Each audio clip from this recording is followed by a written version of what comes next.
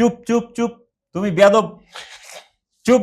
বলো তুমি কোন চ্যানেলের? সৌদি আরবের পাঠ্য বই থেকে ইসরায়েল এবং ফিলিস্তিন প্রসঙ্গগুলোকে সব বাদ দিয়ে দেওয়া হয়েছে এবং এটাকে স্বাগত জানিয়েছে আমেরিকা। মুসলমানরাও বেইমান না, কিছুই না, সবাই একই। ভারতের গণমাধ্যম সবসময় খুব ইন্টেলেকচুয়াল আলোচনা করে, মনে হয় যেন তারাই বুঝে, পৃথিবীর আর কেউ বুঝে না। আমরা কম কথা বলি বলে বাংলাদেশের কূটনীতিকরা বা বাংলাদেশ সরকারের পক্ষ থেকে তারা ভাবে যে বাংলাদেশ বুঝি, কিছুই বোঝে না। ইয়েমেনকে কেন্দ্র করেই কিন্তু সৌদি আরব, পাকিস্তান, তুরস্কের জোট হয়েছে।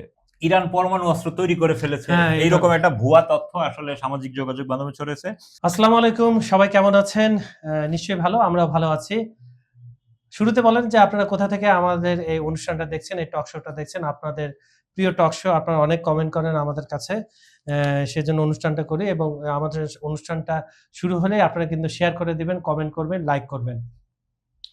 তো আজকের অনুষ্ঠানে বরাবরের মতো আপনাদের সঙ্গে রয়েছে আমি কাজল হায়দার, আর আমার সঙ্গে দেখতেই পাচ্ছেন স্টুডিওতে উপস্থিত রয়েছেন সিনিয়র সাংবাদিক আহমদ আতিক। আতিক ভাই, আমাদের টক শোর দেশ এবং দেশের বাইরের দর্শক শ্রোতা এবং আমাদের পক্ষ থেকে আজকের অনুষ্ঠানে আপনাকে স্বাগত জানাচ্ছি। দর্শক শ্রোতাদেরও স্বাগত।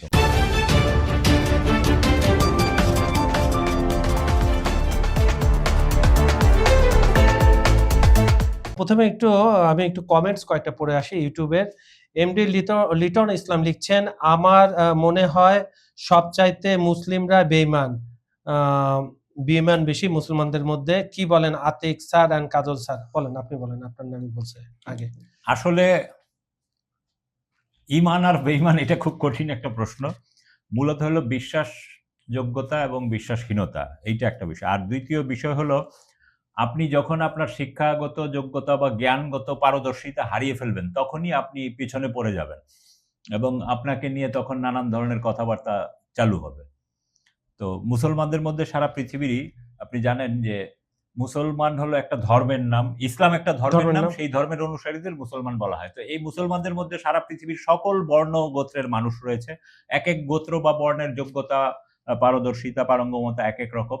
এবং আমরা যখন দেখি এই যে মধ্যযুগের পরে, মানে ইউরোপিয়ানদের ভাষায় মধ্যযুগ, সেই মধ্যযুগ কিন্তু পৃথিবীর স্বর্ণযুগ ছিল। সেই মধ্যযুগের পরে খ্রিস্টান জগৎ নানান এবং ইউরোপিয়ানরা নানান ভাবে এই মুসলিম যে খলিফাত আমল বা মুসলমানদের বিচ্ছিন্ন করার পরও দেশভেদে কিছু সুলতানি শাসন টাসন ছিল, এইগুলাকে পরাজিত করে যখন তারা ক্ষমতা নিয়ে নেয়, তখন তারা নিজেদের মতো করে ন্যারেটিভ তৈরি করে। যেমন ছোট একটা উদাহরণ দিই, আমরা যেটাকে মধ্যপ্রাচ্য বলে জানি, এর নাম ছিল পশ্চিম এশিয়া। তো আপনি যখন বই পড়তে যাবেন, আপনি যখন পশ্চিম এশিয়ার গল্প পড়বেন, তখন আপনি তো মধ্যপ্রাচ্য হিসাবে এটা মাথায় নিতেই পারবেন না।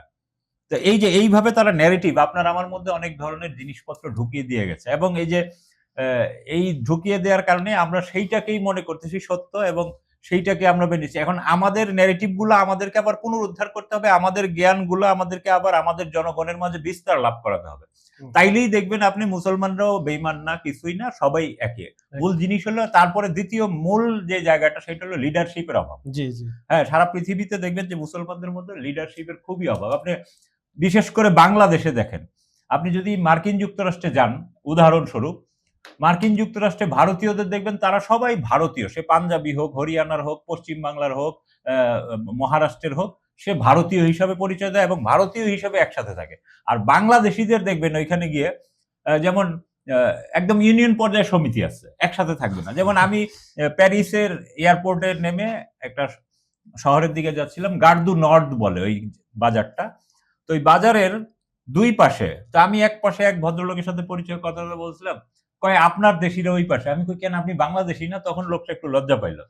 দেশি বলতে তারা বুঝেছে যে রাস্তার এক পাশে হলো আওয়ামী লীগের লোকজনের দোকানদার, এরা হলো শরীয়তপুর, মাদারীপুর, মুন্সিগঞ্জ, গোপালগঞ্জ এই সাইডে, আর রাস্তার অপর পাশে হলো নোয়াখালী, কুমিল্লা, চিটাং ওই দিকের লোকজন। ওই নোয়াখালী, চিটাং ওরা হলো বিএনপি ঘরানার, আর এরা হলো, এবং এই দুই গ্রুপ আবার প্রায় মারামারিও লাগে। তো কিন্তু ভারতীয়দের তো আপনি দেখবেন না পৃথিবীর কোন দেশে ভারতীয়দের দুই গ্রুপ মারামারি লাগছে। বরঞ্চ করে কি, একটা চাকরির ইন্টারভিউ ধরেন ওইখানে ওয়েস্টার্ন কোন দেশে, সেই সুপারভাইজিং এর মধ্যে একজন ভারতীয় আছে, সে আইসাব দেখবে যে আজকে চাকরির জন্য 5 জন আসছে, এর মধ্যে একজন ভারতীয় আর বাকি 3-4 জন। তো ভারতীয়রা ডাইকা নিয়ে কইবো তোর চাকরি হয়ে গেছে, বাকিগুলার বইলা দে। তো ও গিয়ে বাকিগুলার বলবে যে আমার তো চাকরি হয়ে গেছে, তোমরা শুধু শুধু আসছো। ভারতীয়দের বন্ডিংটা হলো এইরকম।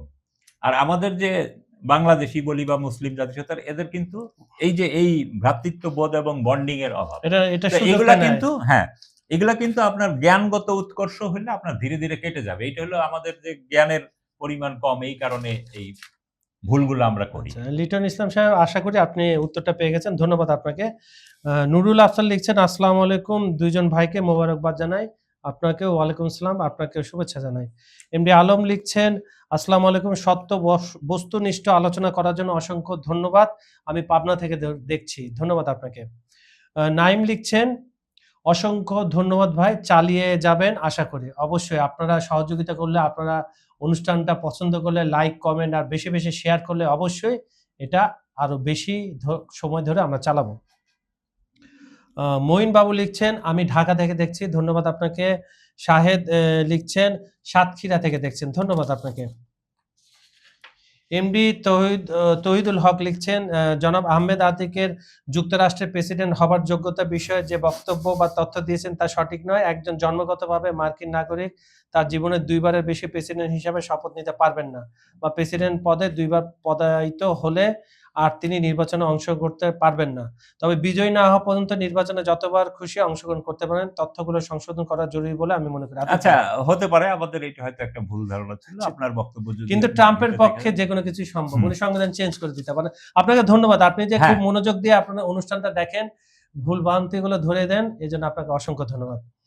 এমডি বশির লিখছেন, আসসালামু আলাইকুম, বশির ওমান মাস্কাট থেকে দেখছেন, ধন্যবাদ আপনাকে।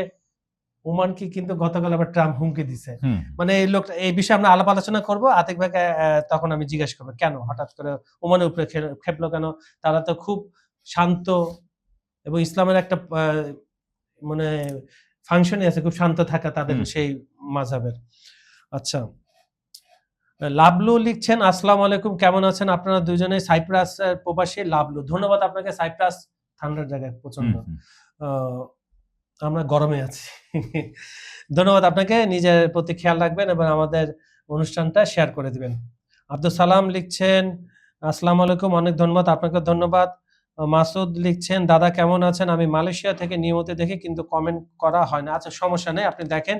আর মালয়েশিয়া কিন্তু খুবই ধরপকড় হচ্ছে। গত 2 দিন আগে প্রায় 1000-এর মতো আপনার প্রবাসীকে ধরা হয়েছে। বিশেষ করে তাদের মধ্যে শ্রমিকের সংখ্যা বেশি ছিল। তার মধ্যে 400 জনই বাংলাদেশী। তো আপনারা কিছুদিন আগে জানেন যে প্রধানমন্ত্রী তার প্রথম ক্ষমতা আসার পরে প্রথম সফরে কিন্তু মালয়েশিয়া গিয়েছেন এবং সেখানে যে আমাদের প্রবাসীদের নিয়ে একটা ঝামেলা আছে, তাদের বৈধ করার ব্যাপারে কিন্তু সেখানকার প্রধানমন্ত্রীর সাথে আলাপ করেছেন। তো আপনারা একটু সাবধানে থাকবেন, কাগজপত্র সাথেই রাখবেন এবং কোনো ধরনের দ্বন্দ্ব, কেওয়াজ এবং কোনো কিছুতে আপনারা যুক্ত হবেন না। এবার ফেসবুকের কিছু কমেন্ট আমার কাছে আছে। জিয়াউল হক লিখছেন, আতিক ভাই, কাজল হায়দার, আপনাদের অনুষ্ঠানটা খুবই ভালো লাগে, নিয়মিত ওমান থেকে দেখি, আপনাদের দুজনকে ধন্যবাদ। ধন্যবাদ আপনাকে।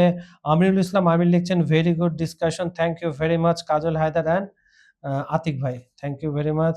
এমডি রিয়াজ রাজ আমাদের লাভ রেক দিয়েছেন।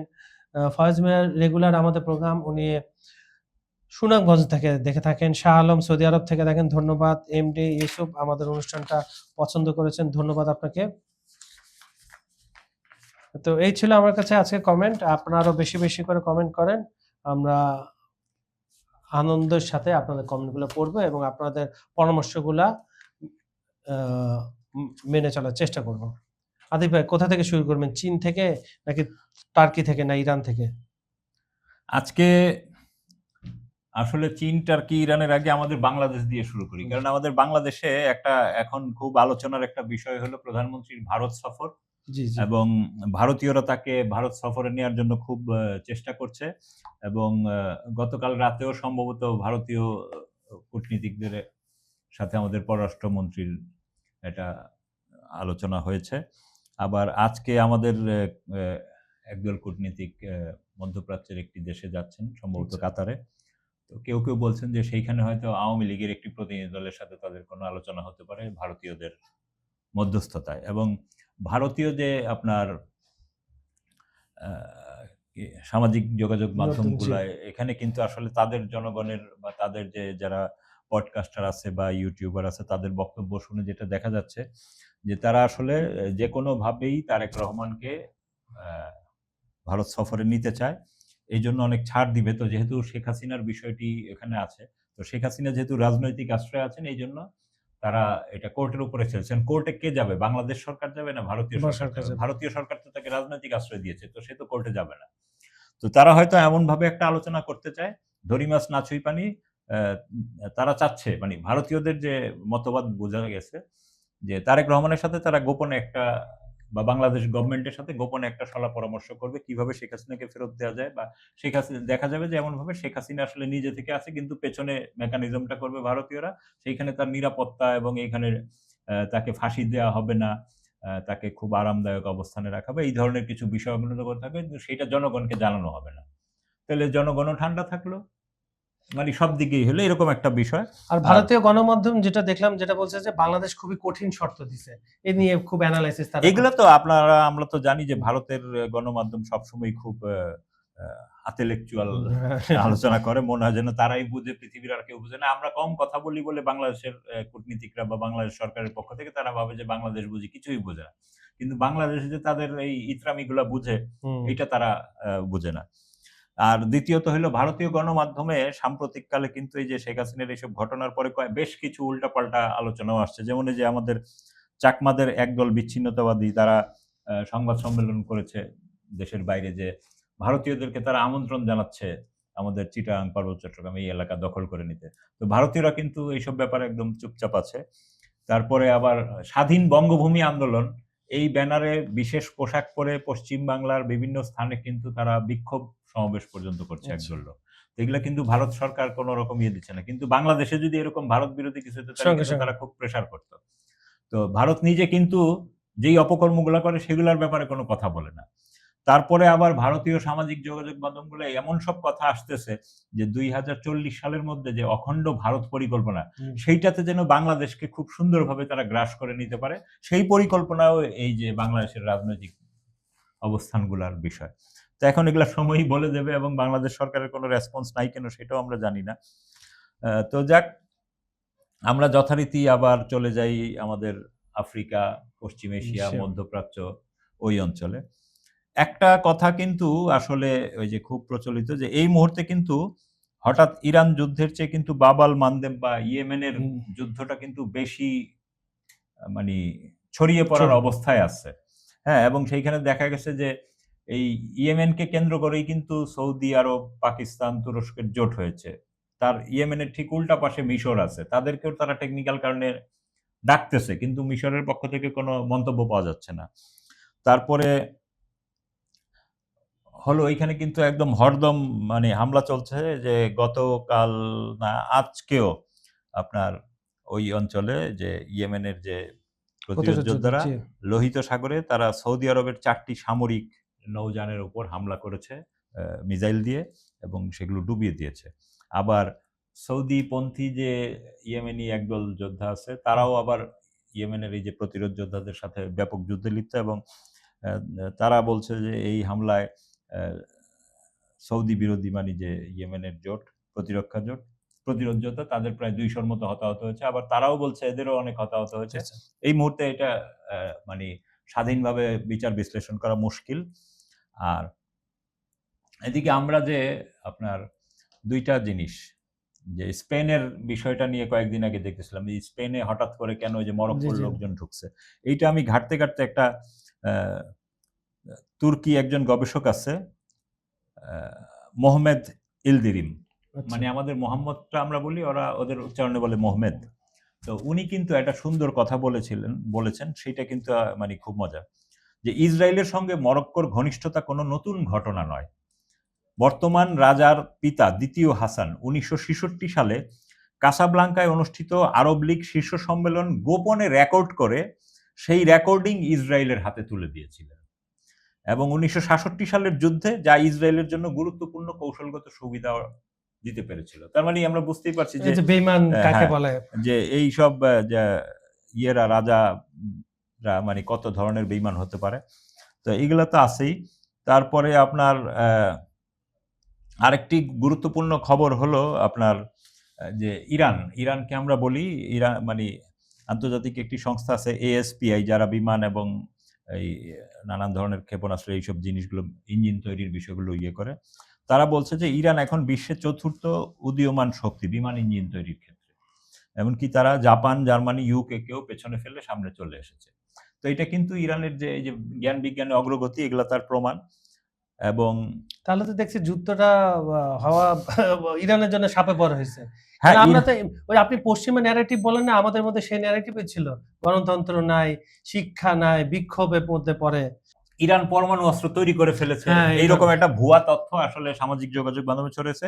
এইটা ছড়েছে ভারত থেকে, ভারতের একটি এক্স অ্যাকাউন্ট থেকে এটা শুরু। এরপর কয়েক ঘন্টার মধ্যে ইসরায়েলি সামাজিক যোগাযোগ মাধ্যম হয়ে টেলিভিশনে ছড়িয়ে পড়ে। তারপর সেই বক্তব্য উঠে আসে প্রধানমন্ত্রী নেতানিয়াহুর বক্তব্যে। তারপরে সেটা যুক্তরাষ্ট্রের রাজনীতিক এমনকি ফক্স নিউজে জি সম্প্রচার জি করে। তো এইটা যেটা জানা গেছে যে গত 5ই আগস্ট ভারতের একটি এক্স অ্যাকাউন্ট থেকে ইরানের যে বিশেষ বাহিনীর কমান্ডার ব্রিগেডিয়ার জেনারেল আহমদ বাদিহির নামে এই পোস্টটা করা হয়। তো স্বাভাবিকভাবে ভারত থেকে করা হয় এবং এটা সেইখান থেকে দ্রুত ওই ইসরায়েলি সংবাদ মাধ্যম হয়ে একদম মার্কিন পড়ে যায়। তবে বাদিহি এমন কোনো মন্তব্য দিয়েছেন, এমন কোনো প্রমাণ যারা ওই যে ইন্টারনেটের সত্যতা ফ্যাক্ট চেক যারা করে, ফ্যাক্ট চেক, তারা বলছে এই ধরনের কোনো ঘটনা, এবং এটা ভারতীয় অ্যাকাউন্ট সেইটা পুনঃ প্রচার করে। মানে এগুলো তারা একটা নেগেটিভ ইয়ে করতেছে আর কি। এটা হচ্ছে আতিক ভাই, আপনি জানেন যে লাস্ট যে জুম্মাবার গেল সেখানে এক খতিব, ইরানের এক নেতা, ধর্মীয় নেতা খুতবা দেওয়ার সময় উনি বলেছিলেন যে আমাদের অবকাঠামোর উপরে যে হামলাগুলো হচ্ছে এগুলা আমাদেরকে বাধ্য করবে পরমাণুর দিকে যেতে। উনি একটা সম্ভাবনার কথা হ্যাঁ, বলেছেন। উনি কিন্তু কখনো বলেন ওকে করেনি। কারণ আপনি জানেন যে শিয়া মাযহাবে কিন্তু তাদের মারজাদের ফতোয়া খুব গুরুত্বপূর্ণ। গুরুত্বপূর্ণ, হ্যাঁ। যেমন আয়াতুল্লাহ সাইয়েদ আলী খামেনি উনি ফতোয়াই দিয়ে গেছেন যে এটা হারাম। হারাম।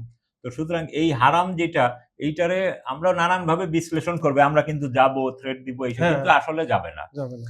তো এইটা হলো যে আপনার মোসাদ কমেন্টারি নামের এই অ্যাকাউন্ট থেকে এই আচ্ছা। বক্তব্যটি ভারত থেকে করা হয়। এবং ইসরায়েলি গোয়েন্দা সংস্থা মোসাদের থেকে মিল থাকলেও হয়তো এর সাথে কোনো সম্পর্ক নাও থাকতে পারে। তো এইভাবে আর কি তারা এই বিষয়টি উঠিয়ে এনেছে। আরো একটা যেই গুরুত্বপূর্ণ ঘটনা ঘটেছে সেটা হলো ট্রাম্পের বরাবর হাস্যকর যে গতকাল সে সিএনএন এর মানে সাংবাদিকদের সাথে কথা বলতেছিল। তো সেইখানে সিএনএন এর সাংবাদিককে হঠাৎ করে ট্রাম্প বলে ওঠেন, "চুপ, চুপ, চুপ! তুমি বেয়াদব! চুপ! বলো তুমি কোন চ্যানেলের?" তারপরে রিপোর্টারের তো গলা শুকায় গেছে। স্বাভাবিকভাবে প্রেসিডেন্ট বলল, "সিএনএন স্যার।" তখন ট্রাম্প আবার চোখ পাকিয়ে একটু, ওই যে তার ওই যে আমাদের যে লাল গরুটার মতো, হ্যাঁ, মাথা-টাথা ঘুরায় বলে, "ফেক নিউজ। হ্যাঁ, তুমি তো আবার চিল্লাপনা, তারপরে পাগলপাড়া টাইপের লোক। চুপ করো, চুপ করো, চুপ করো, নকল রিপোর্টার।" তো এই ঘটনাটা যদি বাংলাদেশে ঘটতো তাহলে কিন্তু ট্রাম্পকে ভুয়া ভুয়া স্লোগান শুনতে হতো। আর যদি ইরাকে ঘটতো তাহলে কিন্তু জুতা বৃষ্টির মধ্যে আমরা পড়তো। দেখেছি। হ্যাঁ, তো এই হলো আর কি ট্রাম্পের অবস্থা। আর এইদিকে আরেকটা জিনিস ঘটেছে, মানে খুবই ডেঞ্জারাস ঘটনা। সৌদি আরবের পাঠ্য বই থেকে ইসরায়েল এবং ফিলিস্তিন প্রসঙ্গগুলোকে সব বাদ দিয়ে দেওয়া হয়েছে এবং এটাকে স্বাগত জানিয়েছে আমেরিকা। হ্যাঁ, মানে সৌদি আরবের 2024-25 এবং 25-26 সালের 136টি পাঠ্য বই পর্যালোচনা করে সেইখান থেকে ফিলিস্তিন, ইসরায়েল এবং তাদের যে মতবাদ জি। সেই সম্পর্কিত বিষয়গুলো স্পষ্ট পরিবর্তনের কথা উঠে আসে এবং প্রতিবেদন যে কিছু মানচিত্রেও ফিলিস্তিন নামটি বাদ দেওয়া হয়েছে। হ্যাঁ, তো পাশাপাশি ওই যে তাদেরকে আমরা যে স্পেশাল একটা ওদের মতবাদের নামটা বলি সেটা আমরা বলতে পারছি না। এই শত্রু শব্দের পরিবর্তে ইসরায়েলি দখলদারিত্ব শব্দ ব্যবহার এবং মুসলমানরা কখনো জেরুজালেম ছেড়ে দেবে না, এমন একটি বক্তব্য বাদ দেওয়ার কথাও সৌদি যে মিনিস্ট্রি ওরা বলেছে। এবং এই পরিবর্তনকে স্বাগত জানিয়েছে মার্কিন পররাষ্ট্র দফতরের ওই যে ইসরায়েলের যে ধর্ম বিষয়ক বিদ্বেষ পর্যবেক্ষণ ও মোকাবেলা বিষয়ক বিশেষ দূত অ্যাম্বাসেডর রাব্বি ইয়াহুদা ক্যাপলন। নিজের অফিসিয়াল অ্যাকাউন্টে তিনি বলেন, পাঠ্যক্রম উন্নয়নে সৌদি আরবের অব্যাহত প্রচেষ্টাকে যুক্তরাষ্ট্র স্বাগত জানায়, বিশেষ করে পাঠ্য বইয়ের উদ্বেগজনক বিষয়বস্তু মোকাবেলায় নেওয়া উদ্যোগকে। তিনি আরো বলেন, প্রেসিডেন্ট ট্রাম্প ও পররাষ্ট্রমন্ত্রী রুবিওর অবস্থান হলো আব্রাহাম অ্যাকর্ডের চেতনায় শান্তি ও সহাবস্থানের ধারণাকে এগিয়ে নিয়ে যেতে হবে, যাতে সংশ্লিষ্ট জনগোষ্ঠীর মধ্যে শান্তিপূর্ণ সহাবস্থান প্রতিষ্ঠিত হয়। সৌদি আরবের এসব পরিবর্তনকে দেশটির ভিশন 2060 এর বৃহত্তম আধুনিকায়ন ও পাঠ্যক্রম সংস্কারের অংশ হিসেবে দেখা হচ্ছে। তবে বিশ্লেষকরা এটাকে মনে করছেন সৌদি আরব ধীরে ধীরে ইসরায়েলকে স্বীকৃতি দেওয়ার দিকে এগোচ্ছে আর কি। তো এই যে দেখেন সৌদি আরবের মতো দেশ যদি তারা এরকম করে তাইলে আপনার অন্য মুসলমান দেশগুলার অবস্থা কি দাঁড়াবে? আচ্ছা, আর এইদিকে ইরাকের যে ইরাকে আপনারা জানেন যে ইরাকের যে কুর্দিস্তান এলাকা আছে, জি, জি। কুর্দিরা ওইখানে একটা নিজেদের স্বাধীন সত্তা মনে করতে চায়, কিন্তু তারা কিন্তু আসলে একটা প্রদেশ। তো সেইখানে কিন্তু মার্কিনীদের খুব উপস্থিতি ছিল এবং মার্কিন বাহিনীগুলো এখন সেখান থেকে সরে যেতে শুরু করেছে। তো সেইখানে যে কুর্দি যে সরকারের প্রধানমন্ত্রী এবং সেখানকার যে গোয়েন্দা প্রধানের দফতর, এগুলোতে ইরানের বিভিন্ন বাহিনী গতকালও হামলা চালিয়েছে এবং এই হামলার ফলে সেগুলো বিধ্বস্ত হয়েছে। তো ইরানের যে পররাষ্ট্রমন্ত্রী আব্বাস আরাকচি উনি বলেছেন যে ইরাকের সার্বভৌমত্ব ও নিরাপত্তা আমাদের অগ্রাধিকার। তার মানে ইরাককে কেউ খণ্ড-বিখণ্ড, এই কুর্দিরা তো খণ্ড-বিখণ্ড জি, করতে জি। চায়। তো এইটার উপর ইরানের সার্বক্ষণিক চোখ আছে। আর আরেকটা বিষয় হলো যে ইরানে খাদ্যদ্রব্যে যে ভেজাল, এই ভেজালের সর্বোচ্চ শাস্তি কিন্তু মৃত্যুদণ্ড ঘোষণা করা হয়েছে। তারা নিয়মিত বাজার পর্যবেক্ষণ করে এবং যদি প্রমাণিত হয় সে ইচ্ছাকৃতভাবে খাদ্যে ভেজাল করেছে, রং মিশিয়েছে, এগুলো করা হয়, তখন তার কিন্তু মৃত্যুদণ্ড অবধারিত। আর আমাদের দেশে তো মানে খাদ্যে ভেজাল না দিলেই বরং মৃত্যুদণ্ড, এরকম একটা ব্যাপার। যদি ভেজাল না দেয় এবং আপনার পেট ইরানের সেই খারাপ হবে। ব্যাখ্যায় বলা হয়েছে যে এই ভেজাল খাবার খেয়ে একজন মানুষকে ডাক্তারের শরণাপন্ন হতে হয়, তার অনেক আর্থিক এবং পারিবারিক, সামাজিক, ব্যক্তিগত অনেক ধরনের লস হয়। অবশ্যই। এই কারণে এই তো পৃথিবীর যেকোনো দেশেই খাদ্যটা কিন্তু আসলে খুব গুরুত্বপূর্ণ, যেটা আমাদের দেশে আমরা গুরুত্বই দেই না আরকি। আর আরেকটা আলোচনা এখন সমানে চলছে যে মার্কিন যুক্তরাষ্ট্রের একটা বৈঠক হয়েছে প্রেসিডেন্ট ট্রাম্পের সাথে তাদের নিরাপত্তা উপদেষ্টা এবং সামরিক কমান্ডারদের। সেইটার বরাত দিয়ে তাদের একজন আ আ সংসদ সদস্য, একজন মহিলা সংসদ সদস্য, নামটা মনে করতে পারছি না। উনি বলেছেন যে আমি ২ জনের সাথে অন্তত সেই বৈঠকে ছিল, আলাপ করেছি, নিশ্চিত ইরানে পরমাণু হামলার তারা প্রস্তুতি নিচ্ছে। হ্যাঁ, এই ধরনের একটা কথা। তো এইগুলা আসলে একদম বোগাস কথা। বোগাস। কারণ এই মুহূর্তে পৃথিবীর যে অবস্থা, মার্কিন যুক্তরাষ্ট্র ইরানে পরমাণু হামলার সক্ষমতা আছে। পরমাণু বোমা তো আপনি ট্রিগারে টিপ দিলেই। কিন্তু খালি ট্রিগারে টিপ দিলে হলো না, এটার পরবর্তী পরিস্থিতি কিভাবে সামাল দিতে হবে সেটাও আপনার নজরে থাকতে হবে। তো আমার যেটা অ্যাসেসমেন্ট আমরা বুঝি, কখনোই মার্কিন যুক্তরাষ্ট্র ইরানে পরমাণু হামলা করবে না। বরঞ্চ থার্ড সেক্টরে অন্য কোনো দেশে, অন্য কোনো জায়গায় এই হামলাগুলো হতে পারে। তবে যুদ্ধ কিন্তু ইরান থেকে এখন চলে গেছে ইয়েমেনে এবং এইটা কিন্তু খুবই দ্রুত মিশরে এসকেলেট করবে। মানে মিশরেও কিন্তু এই যুদ্ধ ছড়িয়ে পড়বে এবং মিশরেও এই এক ধরনের মার্কিন বিরোধী মতবাদ কিন্তু খুব শক্তিশালী অবস্থানে আছে এবং সেইখানকার ইসলামপন্থী আছে, বামপন্থী আছে। এরা কিন্তু সব একসাথে মিলে কাজ করে। জি, জি। তো যেকোনো সময় কিন্তু মিশরের আর্মির ভিতরেও কিন্তু ইসলামাইজেশন আছে। তো এইটা কিন্তু আ যেকোনো সময় একটা ঘটনা ঘটতে পারে আরকি। আজকে ওই যে আ আরব একজন শিক্ষাবিদ ও অ্যানালিস্ট একটা সুন্দর কথা বলেছেন যে, আজকে যে আমরা দেখতে পাচ্ছি বিশ্বব্যাপী যে পরিবর্তন, বিশেষ করে মধ্যপ্রাচ্যের এই যুদ্ধের পরে, তো সেই যুদ্ধ নিয়ে তিনি বলেছেন যে, অ্যা আ আসলে এইটা তো হুট করে কোনো কিছু হয়নি। মানে তার যে বক্তব্য সেইটা অনুযায়ী ইসরাইল মনে করে তারা মিশর সংলগ্ন ফিলিস্তিনি উপত্যকা ধ্বংস করেছে। কিন্তু বাস্তবে তারা সেই পশ্চিমা মডেলকে ধ্বংস করেছে, যা ১ শতাব্দীরও বেশি সময় ধরে ইসলামিক চিন্তাধারার উপর আধিপত্য বিস্তার করে আসছিল। বুঝেন, কিন্তু ১ শতাব্দী, ১০০ বছর যাবত এই ওয়েস্টার্নরা আমাদের উপর বিস্তার লাভ করেছিল। যে আমাদের এক ভাই বললেন যে মুসলমানদের, জি। এর কারণ হইল যে ১০০ বছর যাবত তো আপনার উপর অন্যরা চেপে বসছে। আপনি কিভাবে এক থাকবেন?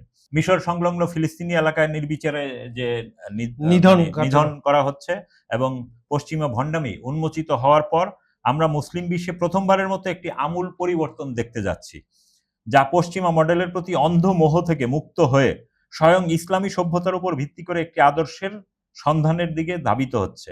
ইনি হলেন ডক্টর নায়েফ বিন নাহার, সৌদি আরবের লোক এবং উনি আরব শিক্ষাবিদ এবং অ্যানালিস্ট। তো এগুলা কিন্তু এই যে দেখেন যে আরবদের মধ্যেও কিন্তু এখন এগুলো পরিবর্তন আসছে এবং আমরা ভাবছি না, কারণ আমরা তো আমাদের কাছে আরবের ওই অংশটুকুর সন্ধান আসে খুব লোয়ার ক্লাসের। কারণ আমাদের লোকজন ওইখানে লেবার ক্লাসে যায়। যার ফলে সে কিন্তু মূল সমাজের পরিবর্তনগুলো তার চোখে পড়ে না। সংবাদ মাধ্যমে যেগুলো উঠে আসে। তো এইভাবে আমরা দেখব যে আরবের কিন্তু একটা পরিবর্তন হচ্ছে এবং এই যে ইনার বক্তব্য যে মুসলিম বিশ্বে পরিবর্তন হচ্ছে এবং বাংলাদেশও এর বাইরে নয়, ভারত, পাকিস্তান এই অঞ্চলটাও এর বাইরে নয়। যেখানেই মুসলমানরা আছে সেইখানেই কিন্তু এই পরিবর্তন। যেমন ভারতের আপনার সংবাদ, এই যে যারা সামাজিক মাধ্যমে প্রায়ই বলা হয় তারা ২০৪০ সালের ৪৭ সালের অখণ্ড ভারতের মধ্যে বাংলাদেশকেও ঢুকিয়ে ঢুকে নিবে। দেবে। তো এগুলা কিন্তু আসলে বকওয়াজ, এগুলা এক ধরনের কথাবার্তা। হ্যাঁ? তবে আমাদের সতর্ক থাকতে হবে।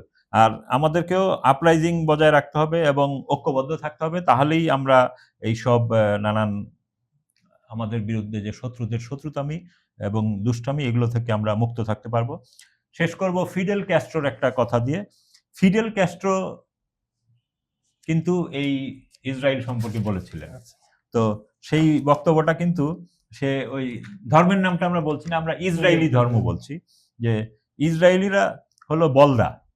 তারা এমন এক দেশ দখল করেছে যারা কখনো ক্লান্তও হয় না, হারও মানে না। আর মানে না। তো ফিলিস্তিনিরা কখনো ক্লান্ত হয় না, হার মানে না। এই চেতনা কিন্তু বাকি মুসলমানদেরও একই রকম। যদি একবার সে জেগে ওঠে, তাকে ক্লান্তও বানানো যাবে না, হারও বানানো যাবে না, কত মরল মরুক। উদাহরণ ইরান আপনার হ্যাঁ। সামনে রয়েছে। ধন্যবাদ আতিক ভাই, প্রত্যেকটা বিষয় এবং খুব সুন্দর করে ইতিহাসগুলো আপনি উপস্থাপন করেছেন। আশা করি দর্শকরা উপকৃত হবেন। তারপরেও আপনার যদি কোনো প্রশ্ন থেকে থাকে আমাদেরকে কমেন্টে জানাবেন। আমাদের অনুষ্ঠানটা সম্পূর্ণ দেখে লাইক, কমেন্ট, শেয়ার করবেন। পৃথিবীর কোন প্রান্ত থেকে টক শোটা আপনারা দেখছেন বা এতক্ষণ দেখলেন সেটাও আমাদেরকে জানিয়ে দিন। বিজ্ঞাপন ও প্রমোশনের জন্য ডেসক্রিপশনে কিছু নাম্বার দেওয়া আছে, আপনারা যোগাযোগ করতে পারেন। এই বলে আজকের মতো অনুষ্ঠানটা এখানে শেষ করছি। সবাই ভালো থাকবেন, সুস্থ থাকবেন। আল্লাহ হাফেজ।